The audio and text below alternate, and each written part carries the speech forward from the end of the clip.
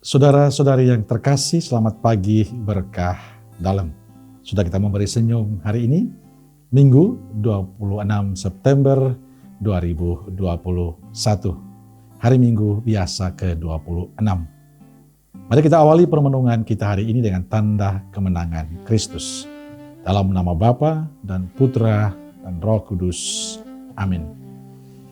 Permenungan kita hari Minggu ini diambil dari Injil Markus bab 9 ayat 38 sampai 43, 45, 47 sampai 48. Saudaraku terkasih, sebagai manusia sering muncul dalam diri kita, dalam kehidupan kita bersama, sikap curiga, berpikir negatif pada orang lain. Seringkali kita mudah mencurigai sesama kita.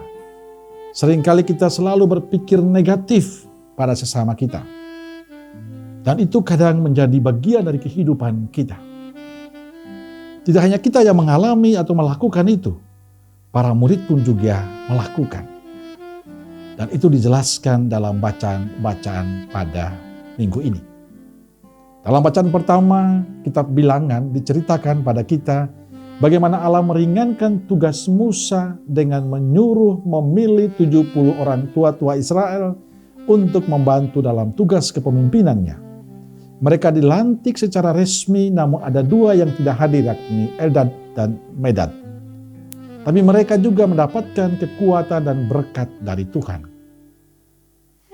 Peristiwa ini agaknya membuat Yosua, pembantu terdekat Musa, kecewa. Sehingga ia mempengaruhi Musa untuk tidak mengizinkan keduanya berbicara atas nama Allah. Akan tetapi Musa menjawab, akan semakin baik kalau makin banyak orang di antara umat mendapat roh Allah.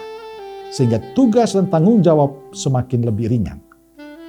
Saudaraku terkasih, Markus dalam bacaan Injil juga menggambarkan betapa tidak bersahabat sikap para murid terhadap orang yang berada di luar kelompok pengikut Yesus yang bisa mengusir setan demi nama Yesus. Para murid tidak dapat mengerti mengapa orang di luar kelompok mereka melakukan sesuatu atas nama Yesus. Mereka berpikir hanya merekalah yang berhak melakukan sesuatu atas nama Yesus, karena mereka adalah murid Yesus. Tapi sikap Yesus berbeda dengan para murid. Terhadap orang yang bukan merupakan pengikutnya, Yesus berkata, jangan kamu cegah dia. Saudaraku terkasih, dua kisah ini mengajarkan pada kita bahwa baik Musa maupun Yesus mengajarkan pada kita agar kita harus terbuka hati pada semua orang yang berbuat dan berniat baik. Kita tidak punya hak untuk melarang orang berbuat baik.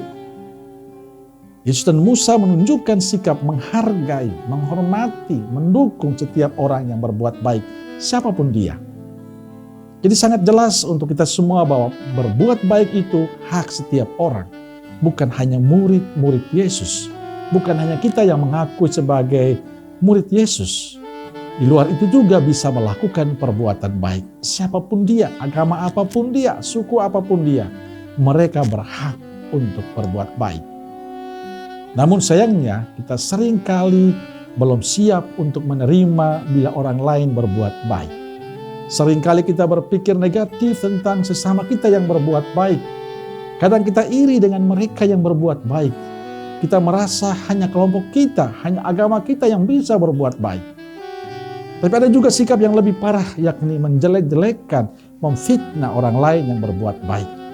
Inilah yang sering terjadi pada kehidupan kita. Seakan-akan yang punya hak untuk berbuat baik cuma kita. Dan sikap inilah yang ditegur oleh Musa dan Yesus. Saudaraku terkasih, Yesus hari ini mengingatkan kita untuk mawas diri, untuk hati-hati dalam bersikap. Jangan biarkan hidup kita dikuasai oleh sikap negatif. Jangan biarkan hidup kita dikuasai oleh kecurigaan, oleh iri hati, kecemburuan, oleh fitnah. Kita seharusnya bersyukur bila semakin banyak orang mau melibatkan diri dalam menghidupi kebaikan dalam kehidupan kita. Kita seharusnya bersyukur makin banyak orang yang mau terlibat dalam karya Tuhan ini. perbuatan baik itu bukan monopoli kita. Sesama kita juga berhak melakukan itu semua. Maka saya merasa aneh dan sedih bila mendengar kalau ada orang yang sudah lama aktif dalam kehidupan menggereja, aktif dalam kehidupan bermasyarakat, aktif dalam persekutuan doa, tapi tidak bisa menerima orang baru yang mau terlibat. Tidak mau mengganti orang-orang baru yang mau melibatkan diri. Tidak mau menerima bila orang lain semakin terlibat dalam karya Tuhan. Tidak mau menerima kalau orang lain semakin berkembang dalam karya pelayanan. Kita merasa tersaingi karena kebaikan, karena kemajuan orang lain. Dan merasa bahwa hanya kita yang bisa. Maka tidak mengherankan, saudaraku terkasih, hidup kita hanya seperti itu saja. Karena apa? Karena kita tidak mau memperbaharui hidup kita supaya semakin menerima, merangkul sesama dan memberikan kesempatan kepada sesama untuk terus berbuat baik.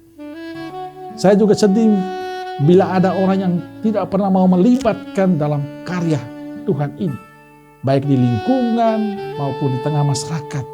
Tapi hobinya menjelekkan orang lain, hobinya memfitnah orang lain, hobinya menggosipkan orang lain. Sudah tidak terlibat tapi menjelekkan orang lain. Pertanyaan, apakah itu murid Yesus yang baik? Bagi saya jelas bacaan hari ini mengingatkan kita agar terbuka hati bagi semua orang yang berniat baik. Kita dukung siapapun dia, dari suku mana, agama manapun. Biarkanlah dia terus berbuat baik.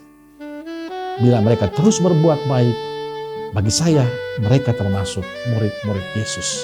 Maka saudaraku yang terkasih, bukalah hati kita untuk semua kebaikan sesama kita, dan kita terus melakukan hal yang terbaik dalam kehidupan kita, baik dalam gereja kita maupun dalam kehidupan bermasyarakat kita. Amin. Semoga Allah yang Maha Kuasa memberkati saudara sekalian, Bapa, Putra, dan Roh Kudus. Amin. Keluarga Kudus Nazaret, doakanlah kami. Amin. Berkah dalam.